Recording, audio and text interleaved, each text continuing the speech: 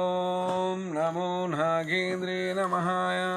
జై సకల శక్తి వైకుంఠ తల్లి మాతాకి జై మాత, జై తల్లి.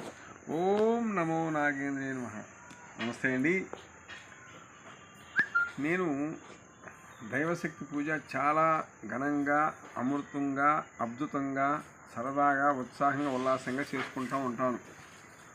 నా కర్తవ్యం, నాకు ఉన్నంత వరకులో నేను చక్కగా ఆ తండ్రిని, ఆ తల్లిని తృప్తి పెడుకుంటూ భూమి మీద ఉన్న మానవులందరూ కూడా, నోరు లేని జీవులందరూ కూడా, అందరూ కూడా చల్లగా ఉండాలని కోరుకుంటున్నాను. అలాగే మీరు కూడా చక్కగా, ఆనందంగా, ఉత్సాహంగా, ఉల్లాసంగా మీ కుటుంబం హ్యాపీగా ఉండాలని, ఆనందంగా ఉండాలని చక్కగా పూజ చేసుకోండి. ఏదో ఒక పూజ ఏంటి, ఏ దేవత అని పర్వాలేదు, చేసుకోమన్నాం అని చెప్పి నేను ఫోటోలు పెట్టుకోమాకండి. చేయలేము, నేనే చేయలేను, మీరేడు చేస్తారు? అలాగే నేనే చేయలేను, మీరు ఎడ చేస్తారంటే, మేము ఇదే విద్యలో ఉంటాం, అంటే ఇదే పూజలో ఉంటాం. మీరు పనికి వెళ్తూ ఉంటారు, పొలం పనికి వెళ్తారు, ఏదో మీ వృత్తి వ్యాపారం చేసుకుంటూ ఉంటారు. ఒకరోజు కుదరపోవచ్చు, అందుకే చేయలేరని చెప్తున్నాను అనమాట రోజు. అలాగే మీ కర్తవ్యం, మీరు మనము ఎంత ఉత్సాహంగా, ఉల్లాసంగా ఉండాలనుకున్నామో భగవంతుని మనం తృప్తి పెట్టే కొద్దీ మన కుటుంబాలు ఆరోగ్యంగానే ఉంటాయి.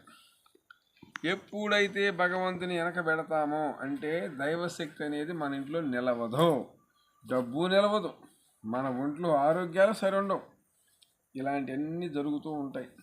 కాదు స్వామి మేము చాలా చేస్తున్నాం అంటూ ఉంటారు, కలిసి రాలేదు అంటూ ఉంటారు. ఒక్కొక్క ఇల్లు ప్రాబ్లం అవ్వచ్చు, ఒక స్థల ప్రాబ్లం అవ్వచ్చు, ఒక్కొక్కరికి ఆ గృహం కట్టిన కాడి నుంచి కూడా ఎన్నెన్నో బాధలు, పీడలతో చాలామంది జ్యోతులైపోయిన ఉన్నారు తెలుసా. ఎక్కడ దాకెందుకు, మీలో తెలియగలలు ఉంటే ఎవరైనా సరే నాకు ఫోన్ చేయండి, అడ్రస్ చెప్తాను, వచ్చేయండి. రీసెంట్గా 3 నెలల క్రితం జరిగింది ఇది, 6 నెలలు అవుతుంది అనుకుంటా, 3 నెలల క్రితం జరిగింది. ఇంటి దెబ్బ కొడితే వెళ్ళిపోవటం పైకి తెలుసా. ఇంటికుండ గ్రహ దోషం అంటారనమాట. మనకి ఎలాగైతే శక్తి పీడలు పడతాయో ఇంటి కూడా ఒక గ్రహ దోషం ఉంటుంది. ఇల్లు కట్టామని దెబ్బకి వెళ్ళిపోయాం, కొద్ది పాలు పొంగించి బెల్లం వేసేసి పొంగలు చేసి యాలక్కాయలు వేసుకొని క్రిస్మస్ తినేసాం కాదు. కాస్త వేద మంత్రాలతో ఒక పంతులు గారిని పిలిచి ఆ ఇంట్లో పూజ చేయించుకొని గోమాతను కట్టేసి ఆమెకు సమర్పించుకొని అన్నీ చేసుకుంటే ఆ ఇల్లు, గృహం మానవుడు నివసించడానికి ఉపాధి కల్పించింది అనమాట. అంతేగాని మన ఇష్టం వచ్చినట్టు చేసుకోకూడదండి ప్రతి ఒక్కరు కూడా. నేను మీపై గాలి, ధూళి, చెడు గీహలు ఇలాంటి బాధపడుతున్న వారు చాలామంది నేను ఒడ్డునేసాను. ఒడ్డేటువంటి ఇకాళ్ళు యాత్రకు వెళ్ళిపోతారు, లేకపోతే మంచాన్ని బట్టి తీసుకుంటే టయాలై. అలాగే పాలవంచ పేరు చెప్పను, కుళ్ళిపోయారు తెలుసా, ఇట్లా పట్టుకుంటే కుళ్ళిపోతున్నాడు. మేము పెంచే పాప అంది, ఒక పాప,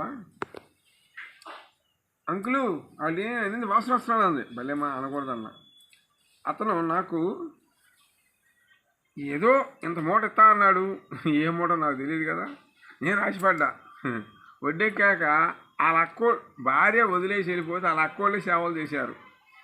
నా తీసుకొచ్చి అన్నయ్య గారు ఆ స్వామి ఎట్టకూడదు చూడు అన్నారు. మగవాళ్ళు స్వామి అంటారు, ఆడవాళ్ళు అన్నయ్య అంటారు.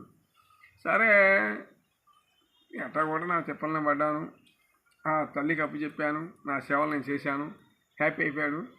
ఆడికి వెళ్ళాక అంతు పొంతు లేదు. ఏంటమ్మా మీ తమ్ముడు ఇలా చేశాడంటే, అన్నయ్య గారు మాకే ఏమి చూపించలేదన్నారు. సరేలేమ్మా నాకు పెద్ద మోడల్ చాలా ఉన్నా, ఓకే. అలాగే రీసెంట్గా 2 సంవత్సరాల నాడు కూడా చాలా చేశానండి బాబు. ఇదే ఊర్లో కూడా 2-3 ఒకళ్ళ పిల్లలు ఏమంటే లేరంటే పూజ చేసి పెట్టాను, హ్యాపీ లైఫ్. అలాగే ఎవరు ఇలాంటి నిజాలు చేసి ఎవరు నమ్మరండి.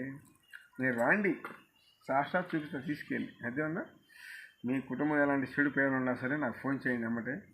మీ ఇళ్ళ వాస్తులు, మీ జాతక రీత్యా జ్యోతిష్యాలయం అంటారు. 4 భాగాలుగా నేను జాతకం తీస్తాను ఇక్కడ.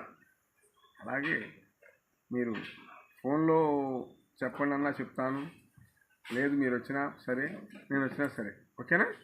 అలాగే ప్రతి ఒక్క నా వీడియో చేయండి, లైక్ చేయండి. జై నాగు. ఓం భగవతే నమః.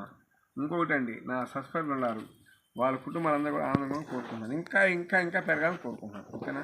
నాకు ఏదో లైక్లు వచ్చి ఏదో డబ్బులు వస్తాయని కాదండి, మీరందరూ ఆనందంగా ఉండాలని. నాకు ఫ్రెండ్షిప్ పెరిగినట్టు అనమాట, నాకు ఫ్రెండ్షిప్ పెరిగినట్టు హ్యాపీ. అబ్బా వీళ్ళు ఇంకా బాగుండాలి అనేది నా ఆనందం, ఉత్సాహం, ఓకేనా? జై నాగు.